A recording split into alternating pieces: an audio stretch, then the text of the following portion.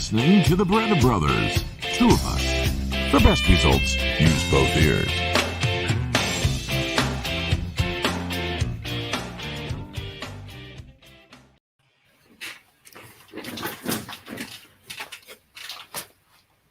The music's off. What? No, man. Music is always in my head, man. No matter Feeling where it, I man. am. Right on, man. Yeah, music. It's just my life, and it's in my blood, baby. Hey, man. We're live, man. Hey, everybody. What's up? What's up? We're so high. Wait, who was my character I made up? Sherman. Yeah. Hey, baby. Yeah. Well, hello, everybody. Welcome. Q&A Some number people. 3. Hope you came loaded with questions. Yes, here's one right off the bat. You ready, Gene? Go. Scott Joyce wants to know why and when the bald heads. Would you like to do that, Honor? I could actually. Yeah, I could show you something real quick, maybe. Okay. I'll give you part of the why. That's part of the why, Scott. That was from a mini-series that I co-wrote with Brian Henson and Jim Hart that Brian directed called Jack and the Beanstalk, The Real Story. Oh, look, I showed it on a bad thing. It's not all by itself, the picture. Oh, that's okay. Sorry. Anyway, I played the giant in the mini-series 2 different ways. His name was Thunderdell. But in the series, there's a good version of the giant and a bad version of the giant, the one that everybody knows the fairy tale from. But in the real story, he's actually very sweet. And I wanted to look like the egg or the goose's eggs. I wanted the giant to be like an egg. So I shaved my head and I gained about 50 pounds. Yeah, and then they added makeup. And then actually, can I show one other thing on there? Yeah, quick? Just one. Just one here. And then also this was my son, James Corden. Recognize him? Yeah, James Corden. He played my son, Bran. Look at him. How old would he have been there? I think he was actually 20, but he looked like he was 15 or 16. Wow. And so Billy came home for Christmas that year. Billy came home for Christmas. Billy came home for Christmas. And I decided I would surprise him. So I shaved my head. And he walked in the door, and I popped out from behind my then wife. And we had a couple of bald heads in front of us. Yes. Weird experience. Well, I think everybody should do it once. I loved it. In certain ways, yeah. Don't have to wash or dry your hair or anything. It was so good. I loved it. And I loved eating and gaining 50 pounds. That was the fun part. So that's the bald head. Yeah. Before we go on to another question, it's time for Gene's Cool T-Shirts, episode 3. This one, my mom brought me way back. She was visiting the Napa Valley and went to Francis Coppola's vineyard. Well, we went to San Francisco and we took a drive out there. That's right. You were with her. Me, Christina, Mom, and Arthur.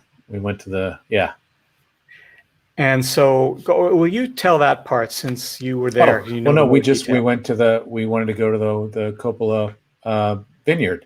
And little did we know that when you get there, he likes to sit outside. And so he was sitting at a little round table with an umbrella, and he just sat out front, and people go over and say hi, and he was having a little drink or something. And I knew that the Henson Company was making Pinocchio. It was supposed to be the thing that they were doing together at the time, and developing it. And I just went over and said hello and introduced myself, and he was really nice. And then Mom, I guess, got the T-shirt.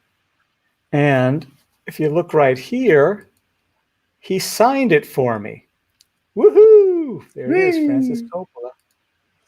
And then actually one of the reasons we went to the vineyard was because when Christina and I first met, the first night we kind of went out together was actually with Brian Henson. Brian and I were at the restaurant where Christina worked, and Brian said, "Hey, my friend really likes you," and so we hung out for a little while after she finished work, and then we went over to another little small kind of club called Residuals, where people would go to hang out in the little Hollywood area.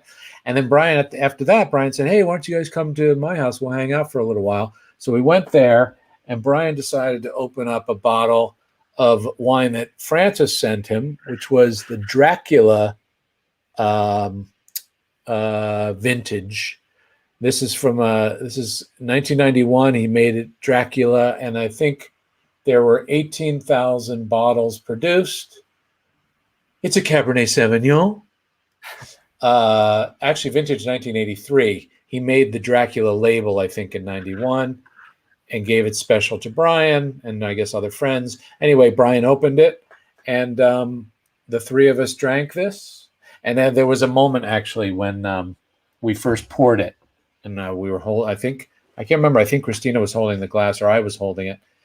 And we poured it, and I dropped it by mistake, and it went down like it was like slow motion, like the movie. And the blood went everywhere on the floor. And that's when we fell in love over the blood. Oh. Yeah. I vampired her, like Granddad used to say. That's what our grandfather used to say about his wedding day, was that he didn't go willingly. It was that our grandmother vampired him, meaning she bit his neck, and he was under a trance at the altar. Yeah. He didn't know he got married. She vampired me.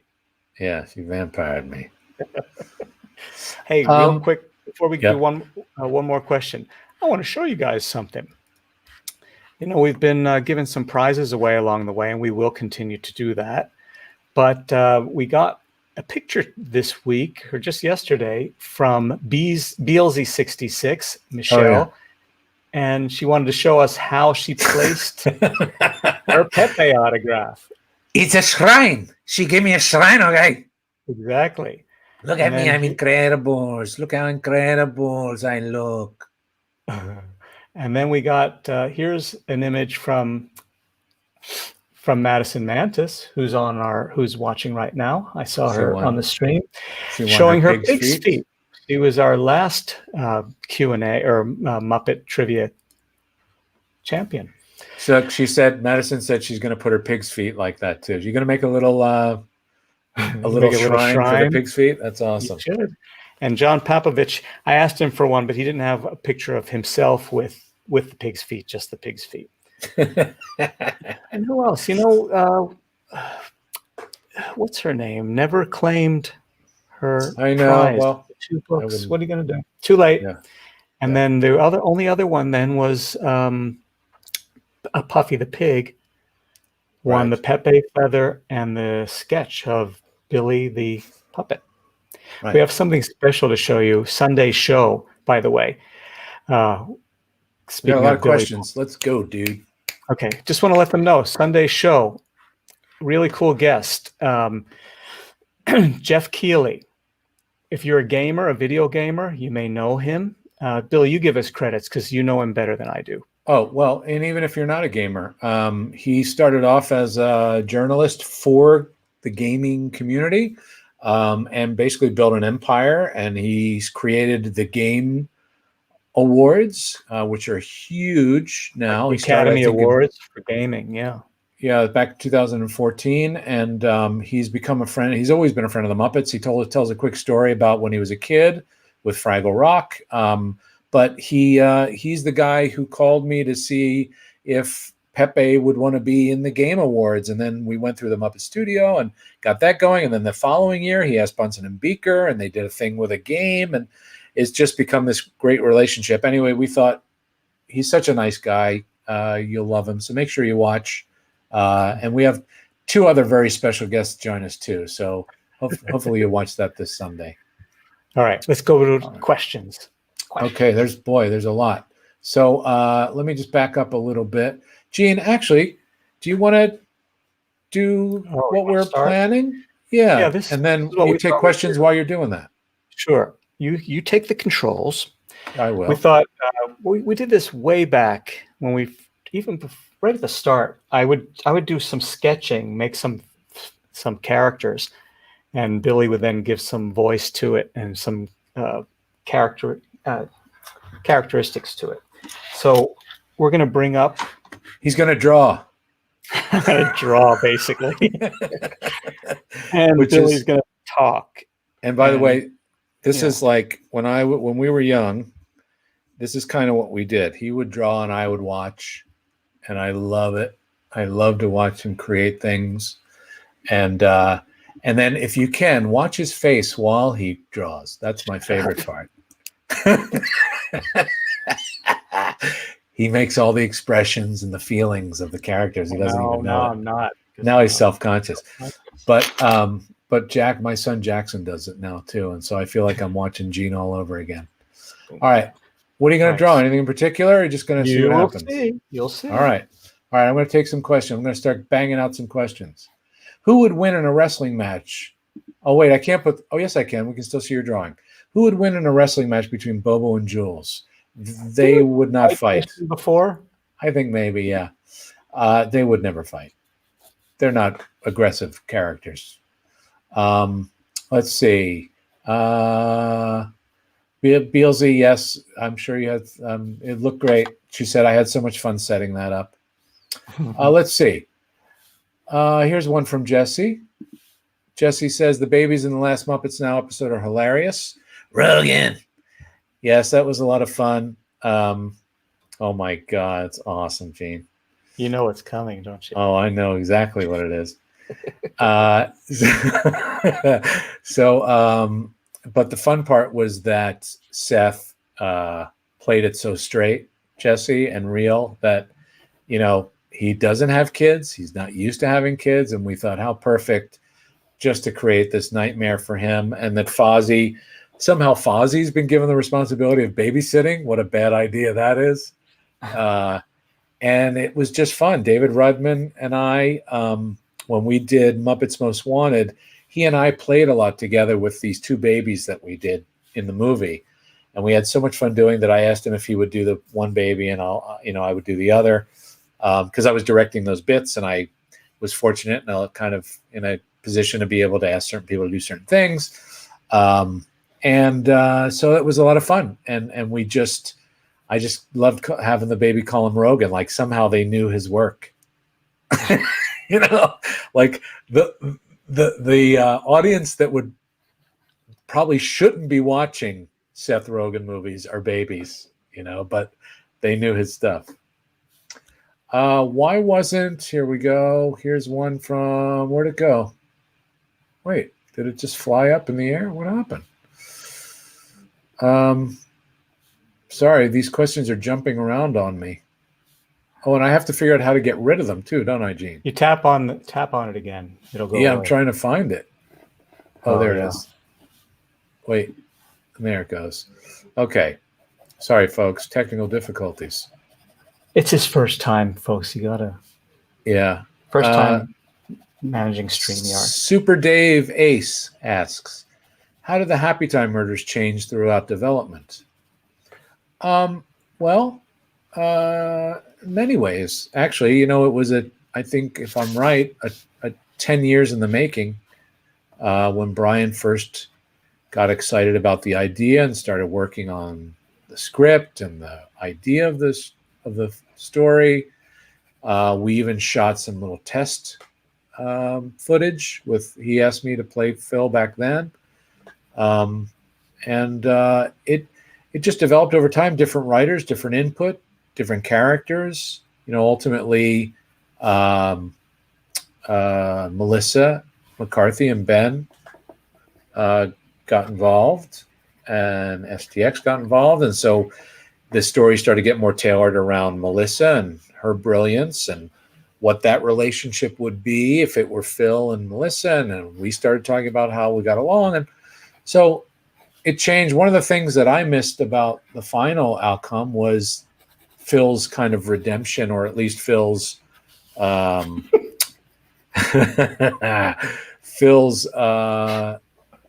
he comes to terms with being a puppet again. And it was a big dance number that we did with Phil on his own. that was really beautiful, I thought, and really fun. But so lots of little changes. Gene, let's have a look. It's hard to do this when the camera is between you and the picture. It's a little slanted. Hang on, I'm almost there. All right, I'm just getting another view. Let's see. Let me find something. Deborah Forth, can we please get Constantine's online acting class? I would love it. I pitched it as something we want to do on Muppets Now. So maybe back when we first started, it was one of the ideas. So I'm hoping maybe we get to do that. That would be a lot of fun. I think it'd be hysterical. Okay. Sorry, Scott. Scott Joy, not aggressive. I saw Bobo thrash salmonella. Yeah, well, Scott, sometimes things that get written aren't necessarily what we believe the character would be, and you have to kind of go with things.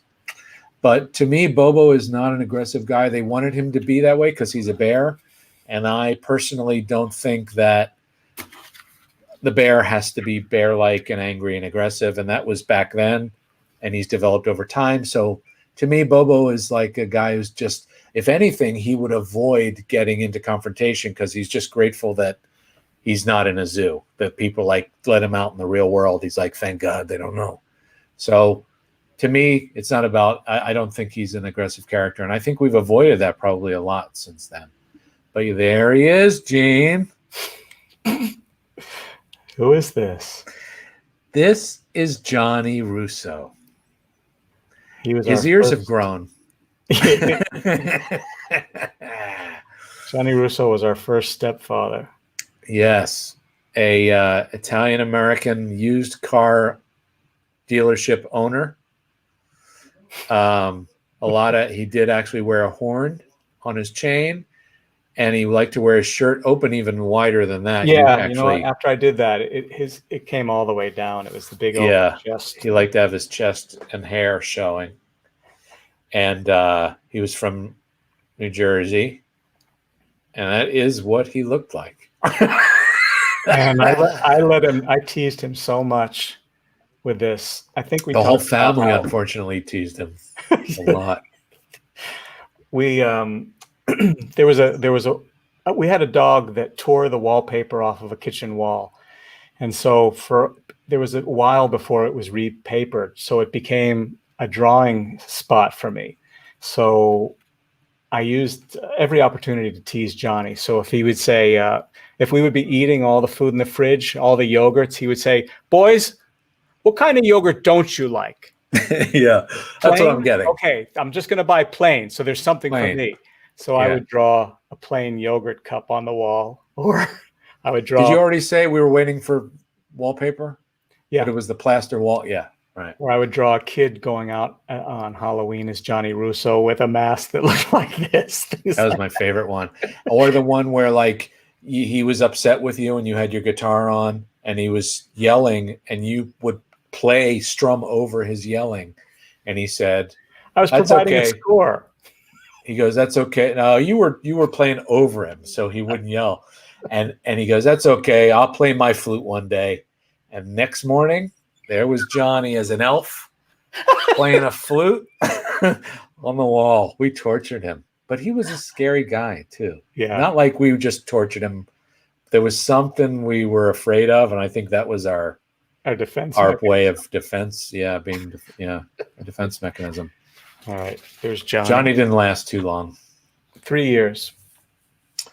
He looks like Johnny Fiamma, says Lauren. Yeah, probably. Well, kind of. Lauren, I gotta tell you, Johnny Fiamma is actually based on myself and Robert De Niro in Casino. It's kind of a combo, the design. But I see what you're kind of saying. I mean, the guy's name's Johnny, after all. Hey, Gabby, I'm still in Gabby's dreams.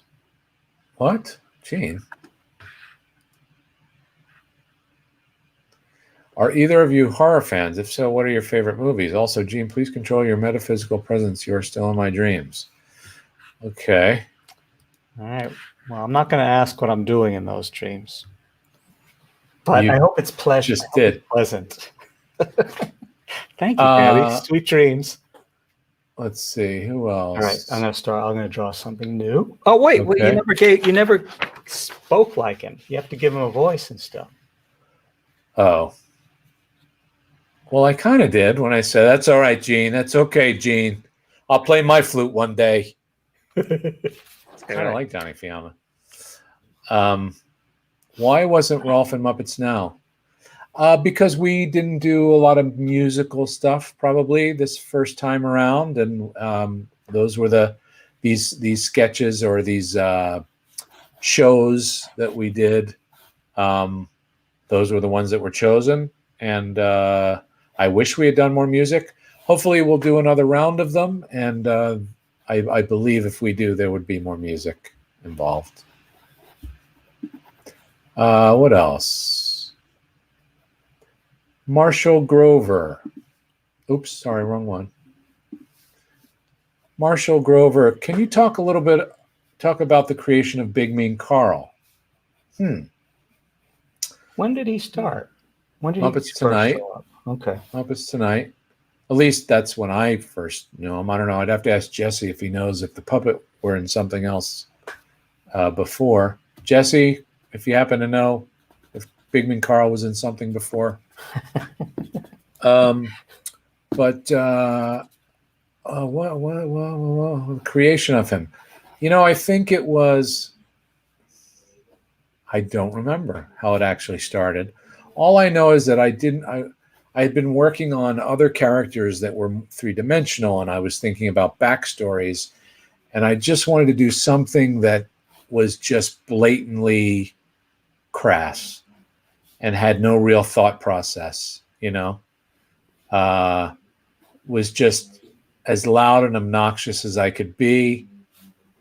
But then to try and find the funny side of it, which was that he was just very basic. And all he wanted to do, all his intention was just to eat things. So I don't know. He's just loud. I don't know. I don't even know how it came out. I don't remember why we picked that puppet. Probably, I'm going to guess, somebody like Kirk came up with the idea.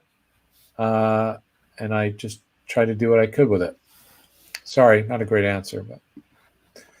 Gee, what's that? That's interesting. I don't know. I'm just improvising this. Cool.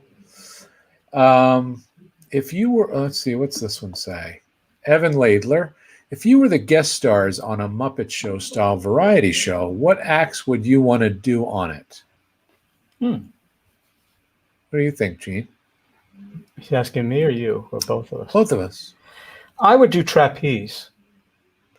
Gene would do trapeze. I would sketch while everybody else did the show. On the Muppet Show for variety. Yeah. A variety show. What acts would you want to do? I think I would want to be in a musical number. And I don't know what it would be, but I would want to do something musical Louis with them. Prima cover. Yeah, maybe like, When the Saints Go Marching In or something. Let's see. Jesse Oliver. The Carl puppet was first created for a Muppet Meeting film in 1992, performed by Dave Goelz. Thank you, Jesse. Encyclopedia Oliver. Thank you very much. There should be a Jesse wiki page. Are you sure it was performed by Dave Goelz? Because I can't imagine him working that thing. It's a nightmare. But maybe it was. All right.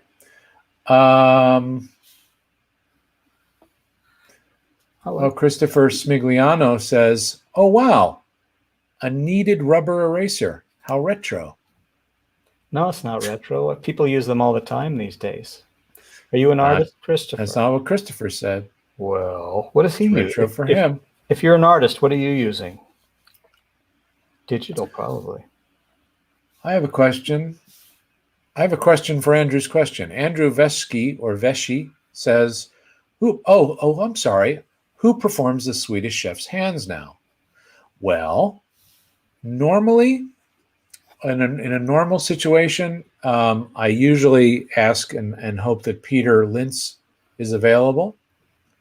Before Peter, when I started doing the chef, I would ask Steve Whitmire, and Steve, fortunately and kindly, would do it. When he wasn't available, then Peter would do it.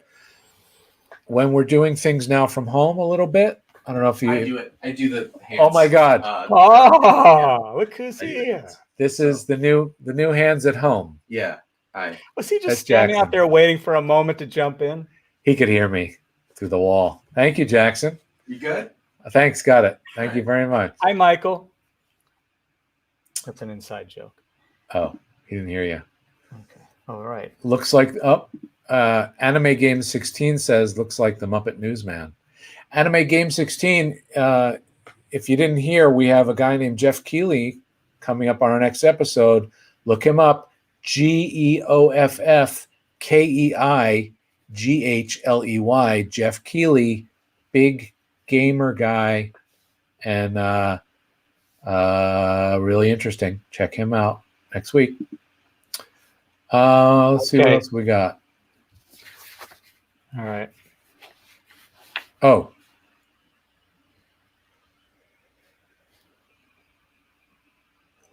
I just noticed his teeth. I didn't realize that he had teeth down here. First I was thinking that it would be that he was very upset. That he was going to be very upset. But then I saw his teeth down here.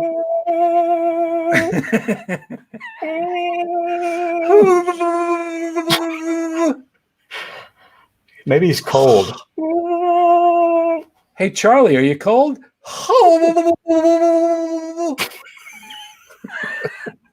Does that mean yes? All right. Oh. By the way, if you need any people to do right hand for you. Yeah. Oh, yeah. Gene's always available. He's really good at it. Jackson is doing a great job, actually. Oh, he does do a great job. Yeah. The hands. If anybody saw the ABC sing-along, he did was that in that? No, he did the chef's hands in that.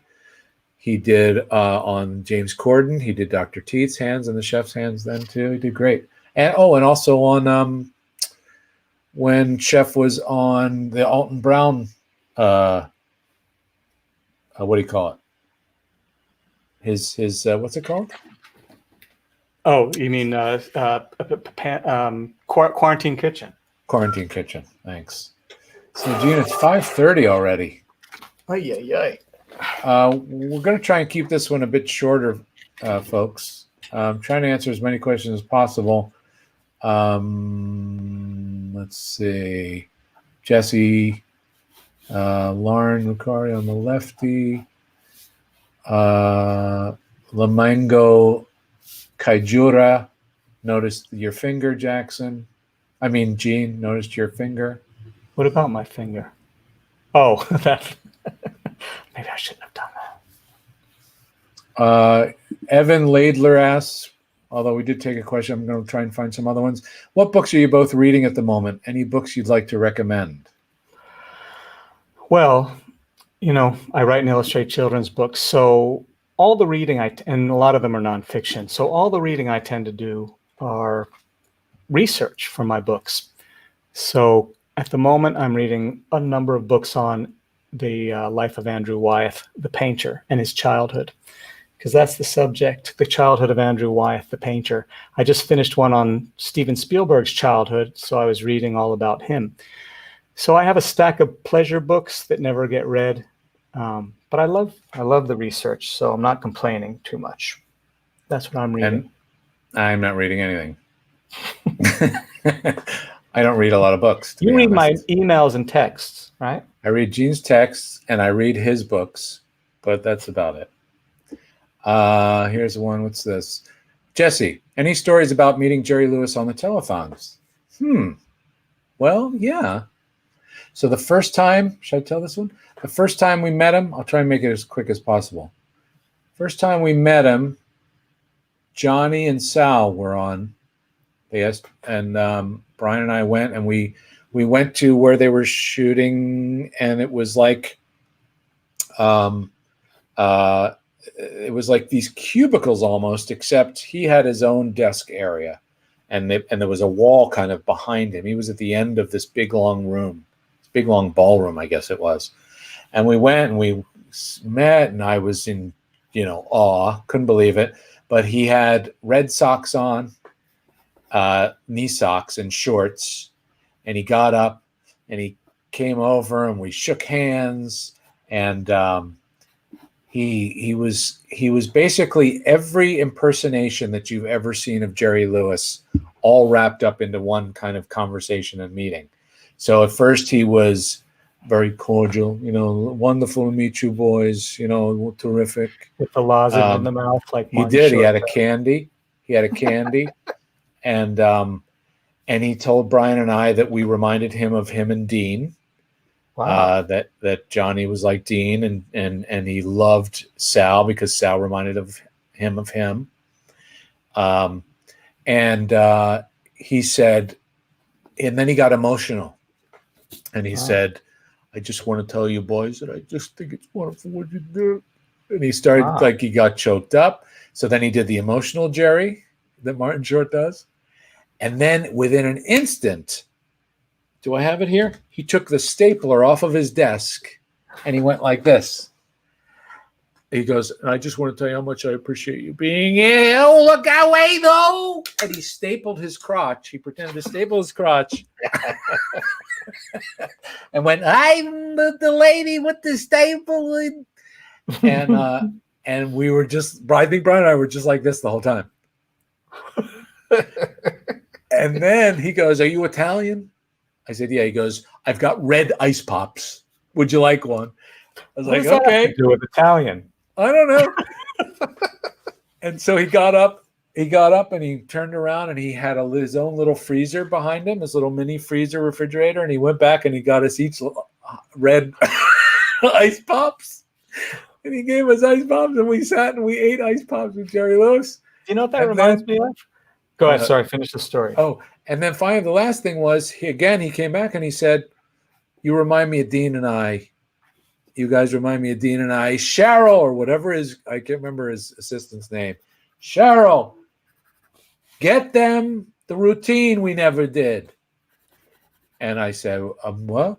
And he goes, "There's some routines that Dean and I never did live or never did on television, and I'm going to send them to you guys." Wow. And we're like, "Oh my God." And he said, "I'm going to send you the DVD. We got a new DVD with all the shows." And he sent those, but I never got the routines. I always was hoping, I was like, "Oh my God, let's have Johnny and Sal do unseen Jerry Lewis and Dean Martin routines, But we never got them. How's that, Jesse? Wow. Yeah, Jesse's in heaven with that story. Do you remember in American Graffiti at the end when they go visit Wolfman Jack? Yeah. He's got, "Have a popsicle." Oh, yeah. The refrigerator's broken. They're all melting. Right. Have a popsicle. That's right. Yeah. Here's one. Oh, wait, it just flew by. I can't. Where'd it go? These they're just jumping. Christopher Smigliano says, "Is that a human, Miss Piggy?" Gene. Yeah. Favorite medium to work in from Maria Nance. Any relation to Jack Nance? Watercolor. That's what I do all my books in, watercolor. And is that real? That's your favorite? Yeah. How come? I like how soft you can get, and also you can get really bold and deep if you go right out of the tube and things. So I can get a nice wide range of dark to light and soft to sharp and things like that.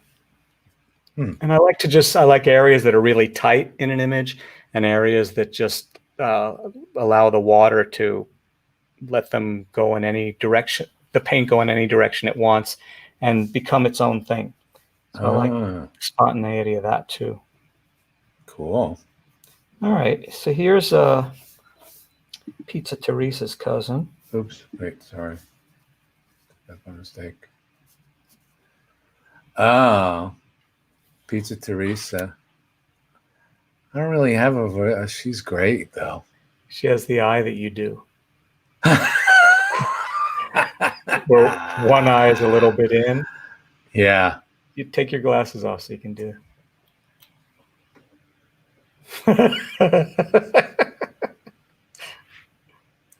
Hey, boys, I just made some sauce. Yeah. Are you coming by for later? Coming by later? I'll put out some Kruszczyki's. Wait, there's no powdered sugar. Wait, I'm going to put the powdered sugar. Yeah, don't eat it yet. Don't eat it yet. The best part.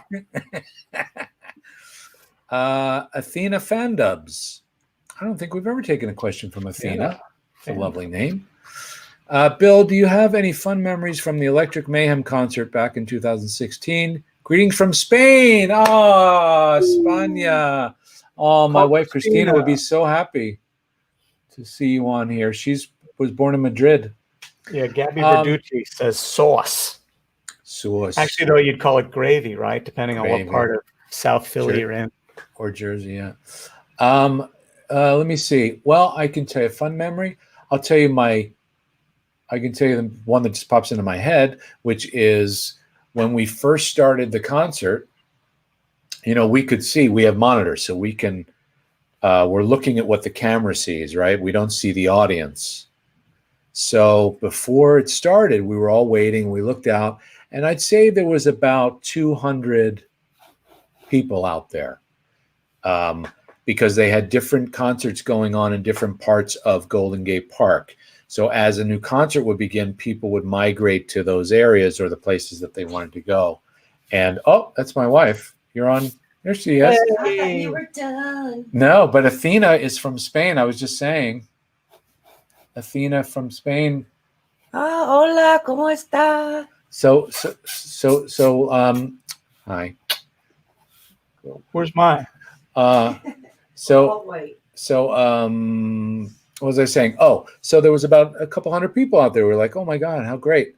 So then we started the show and we're performing, we're playing, and we take a little break in between for a video. We all kind of go down and I peek around, and now it seems like there's thousands of people, and it's insane. Like I said to the other guys, I was like, look, you can't look. Can you look? And then by the end, we came out and we had no idea, and this was, I guess they totaled it up. They knew how many people come into the area. 35,000 people ended up coming to watch the Electric Mayhem.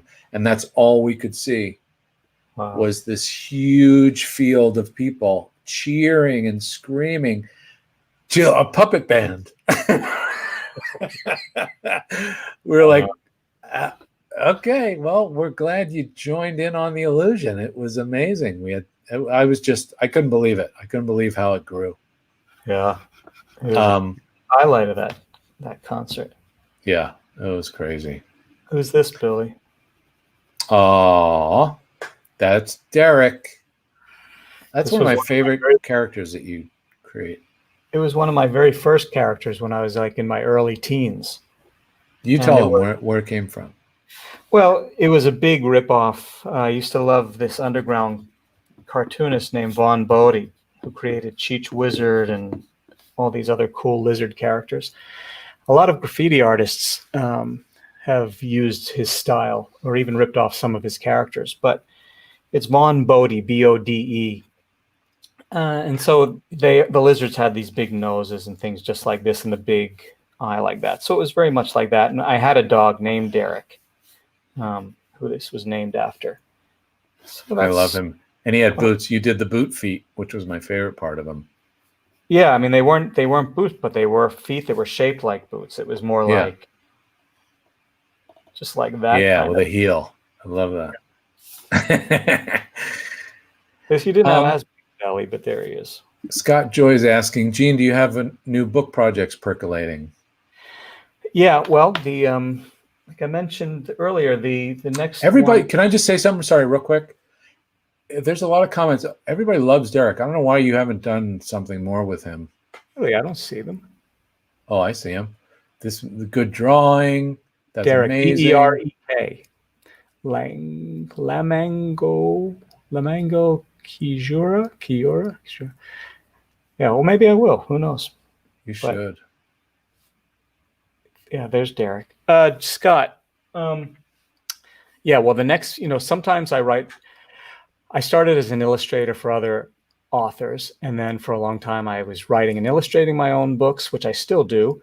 And then I've started writing for other illustrators. So I wrote a book on Steven Spielberg's childhood, which is not finished yet. It's now being illustrated, and I just made some revisions on the text. And I'm working on this book on the childhood of the great American painter Andrew Wyeth. Just before we went on the air, by the way, my son, as for my birthday, arranged he's become very good friends with Andrew Wyeth's granddaughter, Victoria, and he arranged for her to give me a private PowerPoint presentation about Andrew's early work. So I was doing that half an hour before we came on tonight, which was such a great privilege. And she's just a really sweet and generous person. That's awesome. Yeah. So it's the Wyeth and the Spielberg books. My last one that came out, which is doing really well, is on the Secret Garden of George Washington Carver, all about the garden he kept. And if you don't know him, he's known for all the hundreds of things he made from peanuts, and he helped revive agriculture in the South after the Civil War, a really important figure in agriculture and science. Thank you for asking. And you can go to geneberetta.com, by the way, and see all of that. Just probably put that up there by Super Dave Ace. Oh, seriously, please do more with that drawing. I would love to see that character. Thank you, Super. Is it beneficial for a traditional artist to learn digital art? Sure. Yeah. Because it's, I even use it just. Look, sorry, your sister-in-law loves it too. Thank you, Christine. I'm telling you, this character, Gene. Sorry. Okay, it's copywritten now. Everybody sees where it's come from. So nobody ripped me off. Yeah, I use digital for part of the process, even with my traditional books, which are the final process is traditional and watercolor, but I use digital for some of the sketches and the layouts and copy and pasting things. So it's really good to know all the modern devices and things that you can use for illustration, especially if you want to do it as a living. It broadens what you're able to do as far as getting work and making yourself available. Lauren Riccardi said, wow, Steven Spielberg will be very proud of it once it's published. I hope he sees it. He doesn't talk to biographers and things, so I wasn't able to talk to him. American Autistic. Dr. Phil Van Neuter and Digit refurbished, of course, for my potential TV show. What? I don't understand. You would like them refurbished for your potential TV show? All right. Well, maybe that might happen. That could possibly happen. Christina says, people love dogs. He's really cute, Derek. I'm just going to keep putting them up here. Derek just brings back a bunch of cartoon memories for me. For who? For them. For Lamango, excuse me for the pronunciation, Kaijura. Could you try and get David Rudman to be a guest on this podcast? That's all I'm saying. Next time, the Electric Mayhem should tour so I can get to see them live. Thanks for answering my question. That's all I'm saying. People reading my private notes. Anything else? Gene has drawn an entire sitcom. That's right. Look at that. There's a whole pet show right there. Yeah. There's the father and mother and the drug-addicted son. Yes. All right. Well. Okay. What do you want to do? I guess we're going to go. Right? Do two more. Let's do 3 quick questions, and then we're going to wrap it up. All right. Let's see. Remember, folks, we do this every 2 weeks. So if you don't get in this time, come on back. Anime Game 16. What's happening with Rizzo right now? Is going to be recast anytime soon? Possibly. It's very hard to just replace characters. And it's a very special character. It's Steve. Really hard to figure out who's going to do it and who can capture it. That character, if it should be. Still hard to say. Possibly. Hard to say. Can't really say right now. Rock, paper, scissors. Pepe, do you still keep in touch with Ashante? No, this is just for the movie, okay? Hey, she doesn't call. She's too busy. She doesn't call me back, okay? Gene, my brother wants to be a cartoonist when he grows up. Any advice? I wish I could give you advice, but cartooning itself, and it depends. If you want to do animation, you put together a portfolio and you just, you approach all the studios or even industrial work that does animation. If you just want to be a straight ahead cartoonist, like a comic strip cartoonist, it's in a digital world now. It's not like it was before. There is a lot of print stuff, but I think the major industry is in digital formats. There's a great documentary about it, and I can't think of the name of it. But, the main advice I'd give any artist starting out is you just have to keep honing your craft, putting together your best work, and networking and putting it out there. I know it's something you hear people like us say all the time, but it really is just perseverance and networking and making people aware of who you are and continuing to improve your skills along the way. Same with, skills as a puppeteer. Is that Arlene? I just had to put this up. That's our girl. Arlene. That little sweetheart. Hello there. I missed you. We go way back to the 80s. We were all in an acting class together. What does this woman want? That's what the need Muppet bloopers and footage. Be amazing. Right. That would be hard to get, but who knows? Yeah, you tell him, Crispini. You tell him, girl. All right, one more. Let's just do that. There's Arlene again. Let's just talk to her. She's out west now. She's on your end of the country. Let's just talk to her. All right, here's the last one. Gene, what gave you the idea for the Budgie number 10 animation? Oh, wow. Look at you guys. Deep dives. That was one of the animations I did for Sesame Street. And what happened was that at the beginning of every season, they pick a curriculum.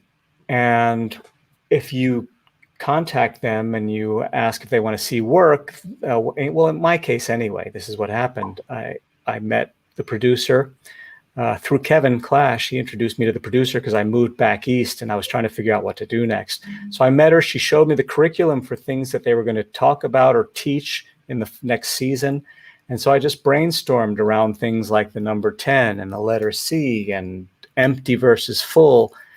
And it was really just a matter of that. So I don't know. I don't remember how Blueberry Beaked Budgie came into it, but I wrote a song along with it. And it was really working from the curriculum they provided.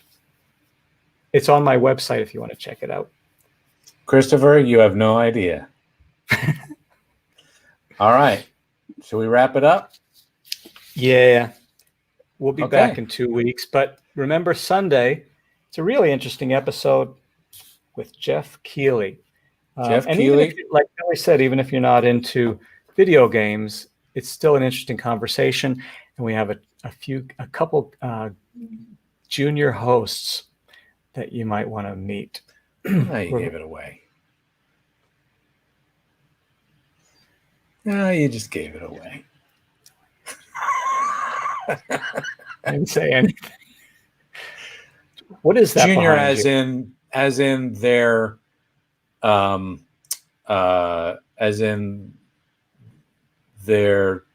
yeah, well, I was going to try and find something. Thing right behind you? Which thing? Look right behind you. Which one, Gene? It's right behind your head. You're going to have to turn your head to see it. But then if I do that, You're going to do something. Nothing. You'll have to find out who's on this Sunday. Yeah. And the weekend after that, guess who we're having on? Billy? Let's wait a minute, Gene. Let's just wait maybe on that. I'm thinking we should just tease a little more. Okay. Don't you think? I mean, we'll tease it on the Keely show. Okay. Good That's idea. this Sunday, right? This Sunday. Tune in this Sunday. You're going to find out who's on the following weekend. Mhm. All right, All gang. right. Well, thank you so much for joining us again. It's always fun to connect directly with you. Yeah. Thank you, everybody, for joining us. We appreciate it. And let us know if you want us to do more of these doodle / Q&As too. Oh, wait. Want to see my Dr. Tooth? Yeah. This actually was in my head. What? Yeah. This What do you was my mean? tooth. From where? Oh, I had it pulled, last year or something. But I had a gold filling, and they pulled it, and I asked them if I could keep it. Look how perfect it came out. Look at. When did you get a gold filling? Oh, I've had a couple in there. Look at that. That's my Dr. Wow. Tooth. Wait, hang on. All right, you want to see something real quick? I was thinking of making a ring out of it somehow for Jackson. My tooth. What do you think? Anybody think that's a good idea? Let's see. My gold Dr. Tooth.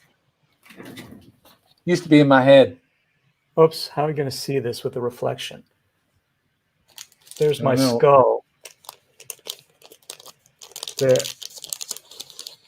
Yes? There's my skull. Oh, you just wanted to show us your skull? Since you're doing Let me see. bones. Can you see it? You look like you're going like this. Hang on, if I bring, it's hard to get the screen dark. Come No, I closer, can't even. and then tilt it. Come closer. Come all the way up. I took away my screen to see what I'm doing. Let me bring that back.